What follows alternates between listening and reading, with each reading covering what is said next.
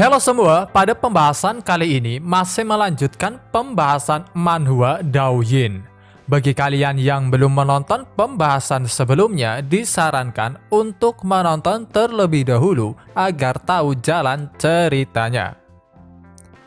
Melanjutkan pembahasan sebelumnya di mana Qiao Fan dan Ying Tianyang sedang melakukan sebuah pertarungan hidup dan mati. Ying Tianyang yang sangat terpojok pada akhirnya mengeluarkan senjata spiritualnya yang membuat para penonton hanya bisa terkejut dan yakin bahwa pasti kali ini Qiao Fan benar-benar akan mati. Tetua Liu mencoba memprotes pada ayah Ying Tianyang atau Master Ying bahwa karena Ying Tianyang telah mengeluarkan senjata spiritual, pertarungan ini sudah tidak bisa disebut adil. Namun dengan santainya, Master Ying beralasan bahwa meskipun tombak tersebut adalah senjata peringkat tinggi, tetapi karena kekuatan putranya telah ditekan, itu tak jauh berbeda dengan senjata biasa. Namun dia juga menekankan bahwa paling tidak Qiao Fan hanya akan kehilangan satu kakinya yang tentunya membuat Tetua Liu hanya bisa kesal, namun dia juga tidak bisa berbuat apa-apa. Kembali lagi ke atas arena. Hanya dengan mengeluarkan senjata spiritual, Ying Tianyang mulai bersikap sombong lagi. Namun di sisi lain, Qiao Fan sama sekali tak memikirkan ocehan tersebut dan dalam sekejap mata dia bergerak maju untuk menyerang. Namun dia bukan asal menyerang karena di saat itu juga dia mengeluarkan senjata spiritualnya. Ying Tianyang tentunya hanya bisa terkejut dan bertanya-tanya senjata apa yang Qiao Fan gunakan. Adapun para penonton, mereka bertambah heboh karena Qiao Fan juga memiliki senjata spiritual. Tetua Yu Wuyan menebak bahwa itu adalah senjata top spirit tombak. Adapun Yuan Shui, dia hanya bisa berbinar karena dia juga belum mengetahui senjata tersebut dan pastinya nanti akan menanyakannya. Bentrokan di antara dua senjata spiritual terlihat seimbang yang membuat Ying Tianyang hanya bisa heran karena seharusnya tombaknya yang jauh lebih kuat. Adapun Qiao Fan, dia hanya bisa bersyukur bisa mendapatkan senjata spiritual dari pertarungan sebelumnya. Karena kesal, Ying Tianyang mencoba serius dan akibatnya serangannya bertambah kuat yang membuat Qiao Fan sedikit kewalahan sampai-sampai dilempar ke belakang dan muntah darah. Mencoba untuk serius juga, Qiao Fan segera mengeluarkan pedang iblisnya. Menggunakan kombinasi tombak dan pedang, Qiao Fan mulai menyerang lagi dan kali ini dia yang menutup jarak dalam sekejap mata bisa memotong salah satu lengan Ying Tianyang dilanjutkan dengan menusukkan tombak tepat di dadanya. Meskipun mati di arena adalah hal yang wajar dikarenakan itu merupakan pertandingan hidup dan mati, Master Ying yang melihat keadaan putranya benar-benar sangat marah sampai-sampai dia menghajar Qiao Fan. Tetapi untungnya sebelum dia benar-benar membunuh Qiao Fan, Yu Wuyan ikut campur untuk melindungi Qiao Fan. Dengan tenangnya, Yu Wuyan meminta pada Master Yang Xin untuk segera mengumumkan kemenangan Qiao Fan. Adapun Master Ying, dia segera menuju ke tempat putranya. Masih belum bisa menerima hasil tersebut, sambil menyembuhkan putranya, Master Ying malahan mulai memprotes kembali dengan mengatakan bahwa senjata yang digunakan Qiao Fan sangat mencurigakan sampai-sampai dia curiga kalau pedang yang digunakan Qiao Fan memiliki aura iblis di dalamnya. Mendengar itu, Qiao Fan entah mengapa mulai tertawa dan dengan segera mengeluarkan pedang iblis untuk diperiksa apakah memang benar pedangnya memiliki aura iblis di dalamnya. Dengan segera, Master Yang Xin mulai memeriksa pedang tersebut karena jika benar-benar ada aura iblis di dalamnya, maka ceritanya akan berbeda lagi. Tak butuh lama, pemeriksaan pun selesai. Master Yang Xin berkata bahwa pedang tersebut adalah pedang murni dan bukanlah pedang iblis, yang tentunya membuat Master Ying benar-benar sangat terkejut. Orang-orang yang awalnya merendahkan Qiao Fan mulai bersorak senang, berbeda dengan Master Ying yang segera pergi membawa putranya. Dengan itu, pertandingan hidup dan mati antara Qiao Fan melawan Ying Tian yang akhirnya selesai. Setelah pertandingan, keesokan harinya Qiao Fan menjadi topik pembicaraan dan dalam waktu singkat namanya melambung tinggi di Huang Tianmen. Di saat pembicaraan terus menyebar, orang yang dibicarakan sedang bersama dengan wanitanya Yuan Shui untuk menerima sebuah misi yang membuat Qiao Fan sendiri enggan karena membutuhkan waktu sekitar 6 hari hanya untuk perjalanan menaiki pedang terbang. Setelah perjalanan panjang dan penuh siksaan bagi Qiao Fan, akhirnya mereka sampai di tempat tujuan, yaitu di lepas pantai Laut Matahari Tenggelam. Gelombang pasang kecil terjadi di tahun ini, dan setelah itu hati lautan akan tertinggal di belakang, sehingga misi mereka kali ini adalah untuk mengambil hati lautan. Qiao Fan benar-benar dibuat mabuk perjalanan, namun dia segera baikan karena merasa senang bisa menjalankan misi bersama dengan seorang wanita cantik. Sayangnya ketika Qiao Fan sedang membayangkan jika saja ada satu lagi, dia malahan dijewer oleh Yuan Shui.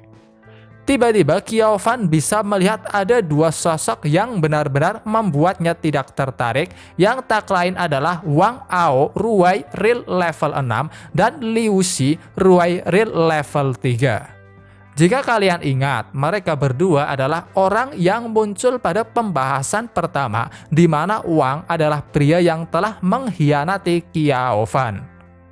Dengan segera Qiao Fan mengajak Yuan Shui pergi. Di saat itulah ketika Wang melihat penampilan cantik Yuan Shui, dengan segera dia mendekat dan mencoba merayunya. Tetapi sayangnya Qiao Fan melangkah di antara mereka lalu menceramahi Wang. Awalnya Wang lupa dengan Qiao Fan sampai Liu Xi mengingatkan bahwa Qiao Fan adalah pengemis waktu itu.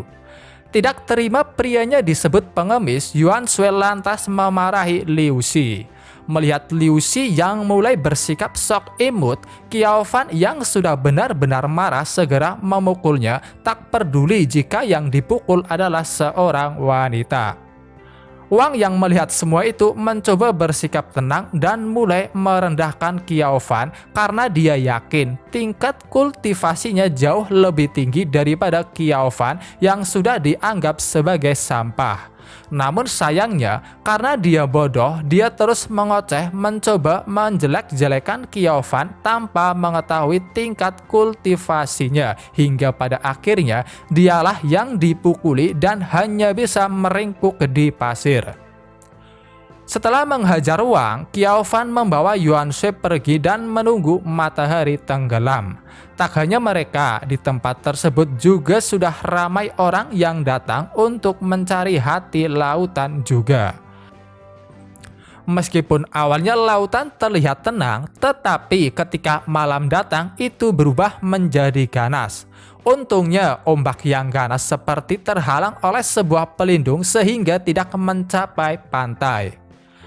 Tanpa penundaan lagi, semuanya mulai berlomba-lomba dengan terbang ke arah laut untuk mencari hati lautan, tak terkecuali Yuan Shui. Karena pada dasarnya, jika Qiao Fan menaiki pedangnya pasti akan mabuk udara, dia pun memutuskan untuk berenang daripada terbang.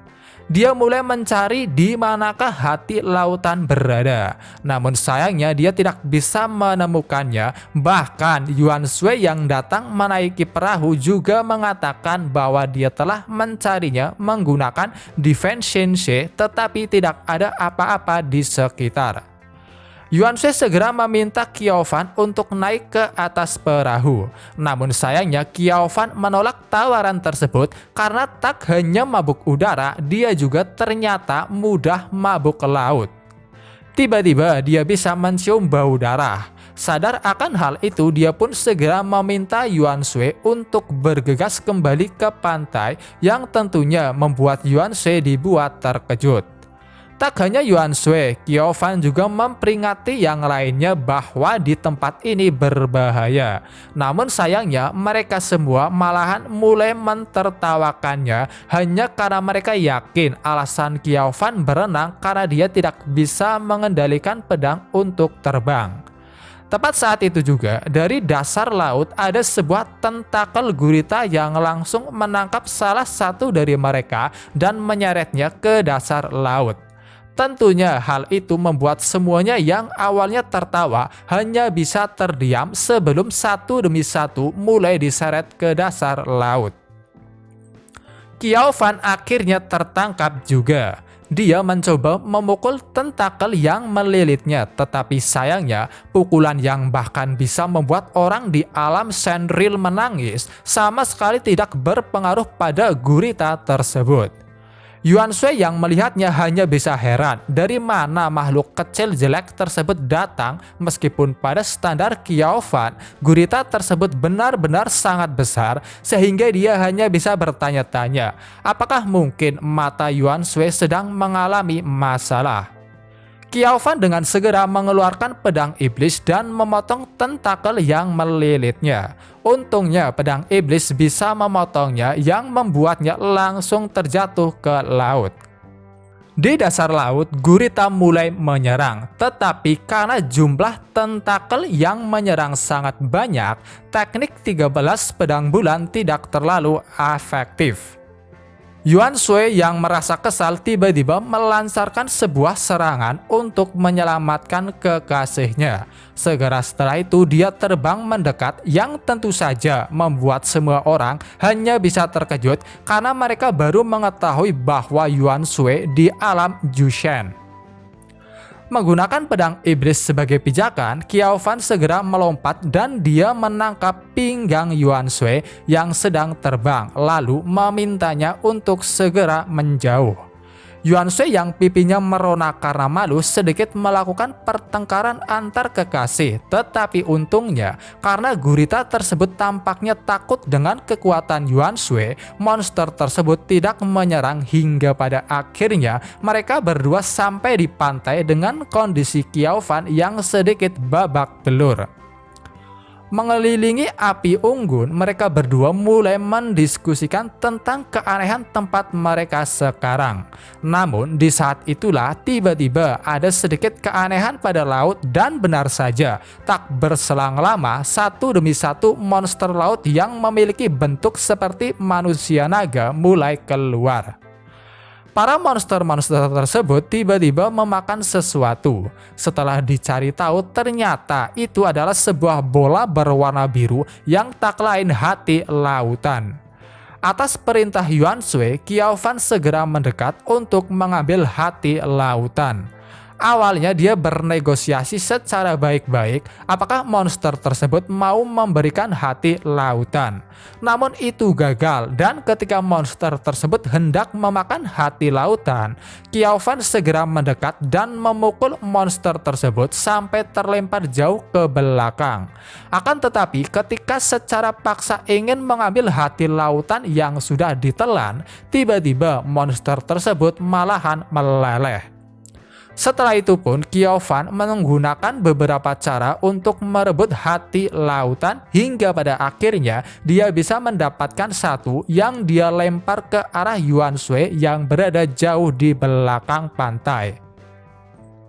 Seperti yang sudah saya katakan sebelumnya, karena mungkin di pantai terdapat sebuah pelindung, para monster tidak akan bisa melewatinya. Adapun bisa, mereka akan bernasib sama seperti monster yang ditendang sebelumnya, di mana secara tiba-tiba mereka meleleh. Orang-orang di sekitar hanya bisa kagum karena mereka tidak menduga bahwa Qiao Fan adalah seorang master. Adapun Qiao Fan sedikit bercanda, dia meminta hadiah pada Yuan Shui, dan ketika ditanya hadiah apa itu, dia menjawab tubuhmu. atau lebih tepatnya Qiao Fan meminta sebuah pelukan, walaupun Yuan Shui yang sedikit malu menolaknya dengan alasan bahwa Qiao Fan telah memeluknya dalam waktu yang lama. Karena sudah berhasil mendapatkan hati lautan, mereka berdua berniat kembali. Tetapi tiba-tiba mereka dihadang oleh Wang yang telah membawa seorang pria. Bisa dikatakan pria tersebut adalah seniornya. Menenangkan Yuan Shui yang sedikit kesal, Qiao Fan akhirnya maju. Dia dengan segera berniat mengincar Wang, namun sayangnya tendangannya bisa diblokir oleh seniornya yang bernama Wu. Intinya setelah itu Wu mengatakan bahwa alasan mengapa dia datang untuk memberikan sebuah hukuman karena Qiao Fan telah melukai murid dari sektenya yang tak lain adalah Wang. Namun sayangnya Qiao Fan sama sekali tidak memperdulikan ocehan tersebut dan secara tiba-tiba menampar wajah Wu. Meskipun Wu berada di level pertama alam Jushan Real, tetap saja tamparan Qiao Fan bukanlah tamparan biasa. Karena kesal, Wu mulai menyerang, namun tetap saja dia yang akhirnya dipukuli oleh Qiao Fan.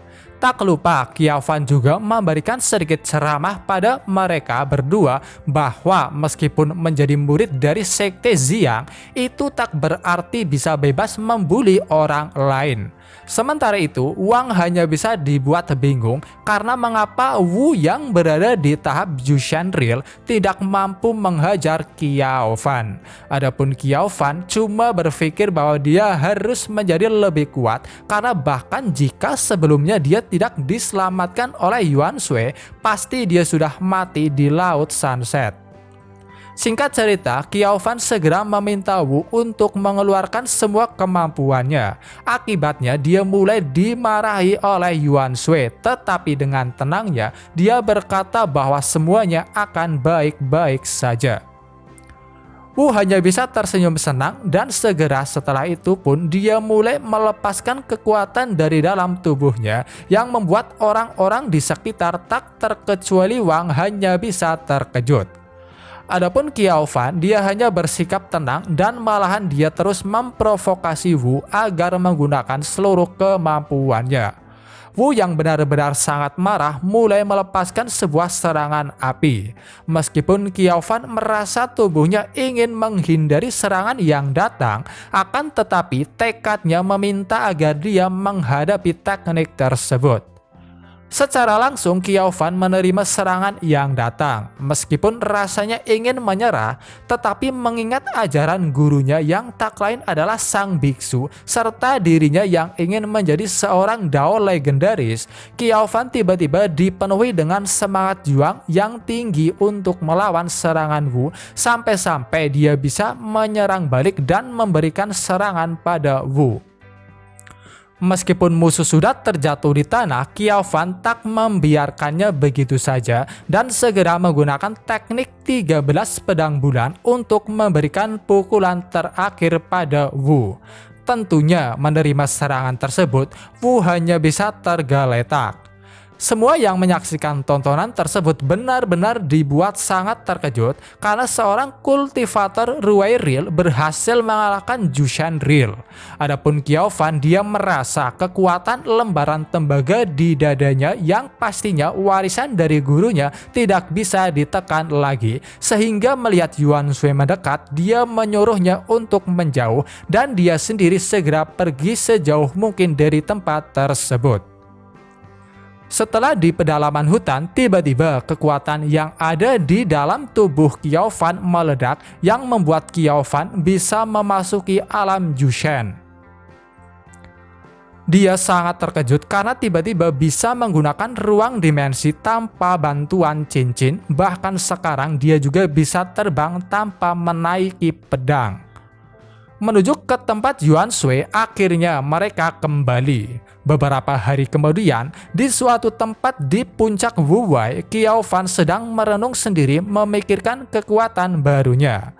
Merasa bahwa lembaran perunggu di dalam tubuhnya bergetar, dia pun segera mengeceknya dan secara tak terduga lembaran perunggu keluar dari dalam tubuhnya yang membuat Kyaofan sendiri sedikit bingung, tetapi dia memutuskan bahwa mungkin itu adalah hadiah dari guru karena dia telah mencapai Jushan Real. Sekali lagi Kyaofan benar-benar dibuat terkejut karena lembaran perunggu tiba-tiba memunculkan sebuah naskah kuno. Tak butuh lama semua itu mulai masuk ke dalam tubuhnya yang pada akhirnya membuat Kyaofan luar biasanya langsung naik 2 tingkat berturut-turut sehingga sekarang dia berada di tingkat kedua Jushan Real. Oke semua, mungkin cukup sampai di sini dulu video pembahasan kali ini. Terima kasih buat kalian yang sudah menonton dan sampai jumpa lagi di video berikutnya.